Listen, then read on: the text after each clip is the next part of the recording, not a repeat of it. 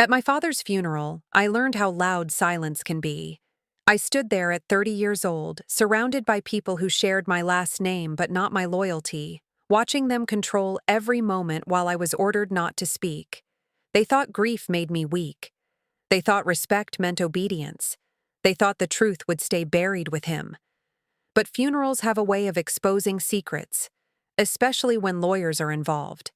One document, one pause, one unexpected sentence that shifted everything I believed about family, trust, and inheritance.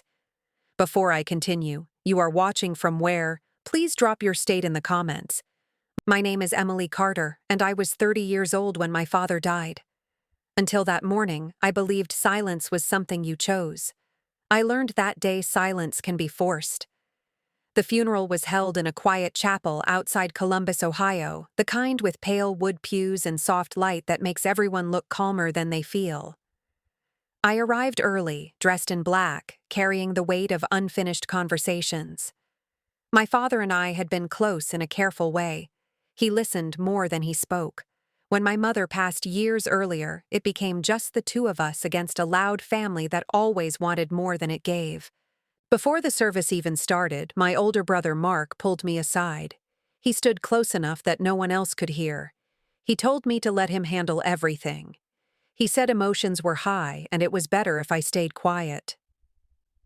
My Aunt Linda nodded from across the room like she had already approved the plan. I realized then that decisions had been made without me. I felt like a guest at my own father's goodbye. When the service began, I sat in the second row, hands folded, eyes forward. Mark gave the eulogy. He spoke about responsibility, tradition, and keeping things in the family. Every sentence felt rehearsed. When it was over, people whispered condolences to him, not to me. I noticed how often they looked past my face, as if I had already faded out of the picture. After the burial, we gathered in a private room near the chapel. Coffee cups lined a long table. The lawyer, Mr. Harris, stood near the window holding a thin folder. I recognized it immediately. It was my father's will. I had asked about it months earlier, and my father told me everything was handled. He told me to trust the process. Mark cleared his throat and thanked everyone for coming. He said there would be a brief reading of the will, just a formality. He glanced at me and added that emotions were still raw, so it was best if I did not interrupt. The word interrupt landed hard. It assumed I was a problem before I even spoke.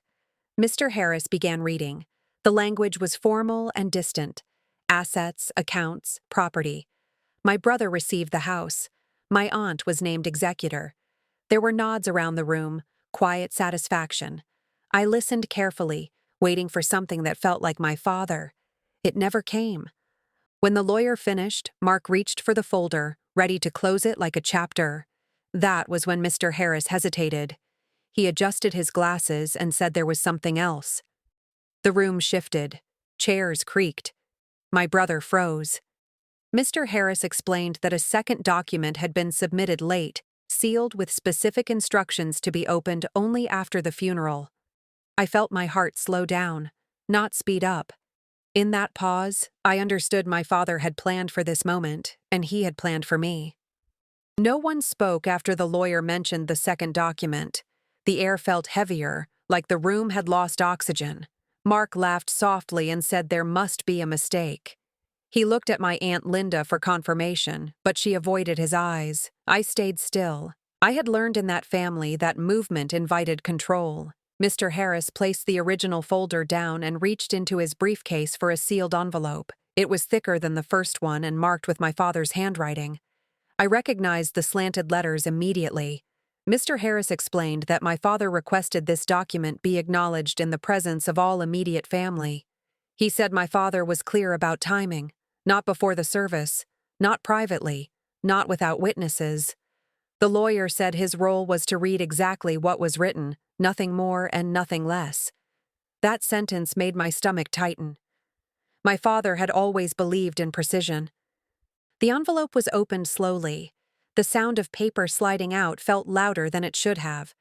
Mr. Harris unfolded the document and paused, as if confirming something important. Mark shifted in his seat. He told the lawyer to continue. His voice carried authority he had not earned. The reading began with a personal statement. My father wrote that he loved his family, but had learned that love did not always mean fairness. He wrote that silence had cost him years of peace. He wrote that mistakes happen when trust is given without boundaries. I could feel eyes turning toward me, but no one said my name. The document named me directly. My full name, spelled correctly. My father wrote that I had been his caretaker, his advocate, and the only one who never asked for anything in return. He wrote that I respected his privacy even when others demanded access. The words felt steady, not emotional. That was how he spoke when something mattered. Then the allocations changed. Accounts I did not know existed were reassigned. A business partnership Mark had mentioned once in passing was addressed in detail.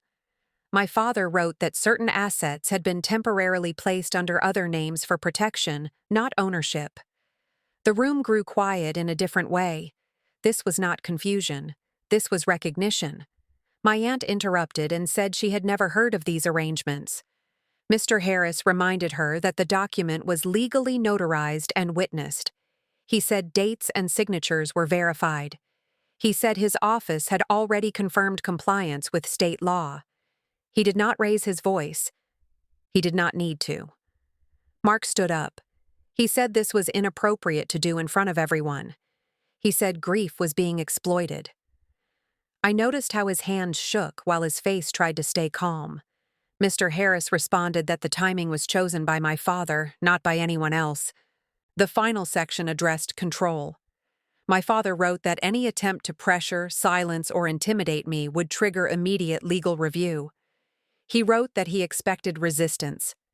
He wrote that he trusted I would stay composed. When the lawyer finished, the room did not erupt. It collapsed inward. I realized then that my father had not just left me assets. He had left me leverage, and he had left it in public on purpose. The meeting ended without a formal conclusion. People stood up slowly, like they were unsure which direction to move. Conversations started in whispers and stopped the moment I looked up. Mark left the room first, phone already pressed to his ear. My aunt followed him, her face tight, lips pressed together as if holding something back. I stayed seated. I understood that power shifts do not announce themselves. They reveal who panics first. Mr. Harris approached me quietly and asked if I was all right. I told him I was. That was true in a practical sense. My hands were steady. My breathing was even. Inside, I was replaying years of small moments that suddenly made sense. Missed calls, private meetings I was not invited to, documents I was told not to worry about. My father had seen all of it. Before I could leave the chapel, my phone vibrated. It was a bank notification. An account had been unlocked in my name. I did not recognize the balance at first because I had never seen that number attached to my life. I did not react outwardly. I had learned restraint from watching people who lacked it. Outside, the sky was gray and low. Family members gathered in small groups, pretending nothing had changed. I walked to my car alone. As I opened the door, Mark appeared beside me. He asked where I was going. I said I was going home. He said we needed to talk. I told him the lawyer had already done the talking. That was the first sentence I had spoken to him all day. He accused me of manipulation. He said our father had been confused near the end. He said documents could be challenged. I listened without interrupting. When he finished, I told him I trusted the process. It was the same phrase he had used on me. His expression changed then. He realized the words no longer worked. Over the next few days, messages came in waves. Cousins asking for clarification, relatives suggesting meetings. People who had not spoken to me in years suddenly remembered my number. I responded to none of them. Mr. Harris advised patience. He said legal clarity benefits from quiet. Another alert came 2 days later. Property records had been updated. A storage facility lease transferred. A safety deposit box appointment scheduled under my name. Each notification felt intentional, like my father was still guiding the sequence. I began to understand the scale of what he had done. This was not retaliation. It was preparation. Mark sent a long message late one night. He wrote about fairness. He wrote about family unity. He wrote about handling things privately. I did not reply. The document addressed attempts to pressure me. I took that seriously. Instead, I reviewed the files Mr. Harris sent, emails, timelines, signed agreements. There were patterns of decisions made without my father's consent. There were signatures that did not align. There were transfers that paused and reversed, as if someone had been interrupted mid-plan. By the end of the week, I stopped feeling surprised. The silence around me grew intentional. People waited to see what I would do next. I did not rush. My father taught me that when others expect reaction, discipline becomes power. I was not done listening yet. The first official challenge arrived on a Monday morning. It came through Mr. Harris, not directly to me. Mark had filed a notice questioning the validity of the second document. The language was formal, but the intention was emotional. He wanted to force me into a response. Mr. Harris explained that this was expected and already addressed. My father had anticipated resistance and structured everything to withstand it. Hearing that gave me a quiet sense of alignment, like I was walking a path already cleared. That afternoon, I went to the bank in person. I wanted to see everything with my own eyes. The manager greeted me by name and escorted me to a private office. Documents were laid out neatly, account histories, timestamps, authorization trails. Nothing was rushed, nothing felt improvised. I realized then that my father had spent years building this framework while appearing passive. Silence had been his strategy, not his weakness. As I reviewed the records, a detail stood out. Several transactions had been initiated months earlier and then frozen. The notes referenced concerns raised by the account holder. That account holder was my father. He had intervened quietly. Someone had tried to move assets before his death. Someone close. The realization did not make me angry. It made me focused. Later that evening, my Aunt Linda called me directly for the first time since the funeral. She spoke carefully, choosing words that sounded supportive but landed as warnings. She said families resolve things internally. She said lawyers complicate grief. I told her my father had already chosen a legal process. She paused, then asked what I wanted. I told her clarity. She ended the call shortly after. The next day, I visited the storage facility listed in the documents. The manager handed me a key and an inventory form. Inside the unit were labeled boxes organized by year, financial records, personal letters, even old photos. My father had archived his life deliberately. At the bottom of one box was a sealed folder addressed to me. Inside was a handwritten note. He wrote that truth is most effective when discovered, not announced. He wrote that I should take my time. As the legal review progressed, the tone around me changed. Messages stopped coming in floods and started arriving one at a time. People asked neutral questions. They asked what I planned to do. I said I was following the instructions left for me. That answer frustrated them because it left no opening. Mark attempted one final meeting request through a mediator. Mr. Harris advised against it. He said timing matters. He said leverage fades when used too early. I agreed. I had learned that from watching people overplay their hand. One evening, I sat alone at home, reviewing the last set of documents. There was a clause I had overlooked. It referenced disclosure.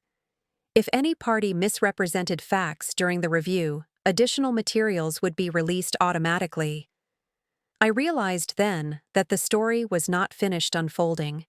It was waiting for someone else to make a move. And based on what I knew of my family, that would not take long. The final move did not come from me. It came from a document filed in a hurry. Mark submitted a sworn statement claiming he had acted in my father's best interest at all times.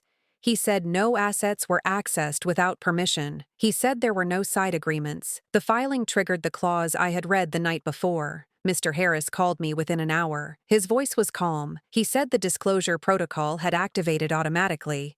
He said additional records were now admissible. What followed was not dramatic in the way movies make things dramatic. It was precise. Emails were released showing requests my father had denied. Audio notes recorded during meetings Mark assumed were informal. A timeline that showed attempts to transfer control while my father was still alive and competent. None of it required interpretation. It required attention. The review concluded quickly after that. The challenge was withdrawn. No apology was offered. My aunt stopped calling. Relatives returned to silence.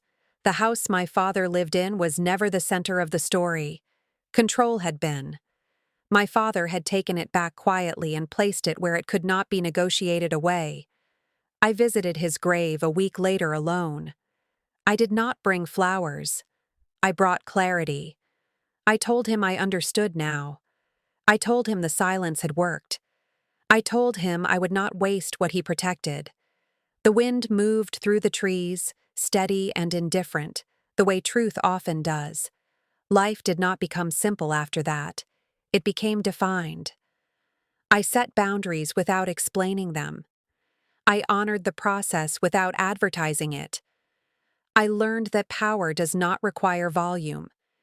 It requires structure. Sometimes I think about the moment at the funeral when I was told to stay silent. I understand now that silence is not absence, it is position. When chosen carefully, it lets others reveal exactly who they are. There are still documents I have not opened.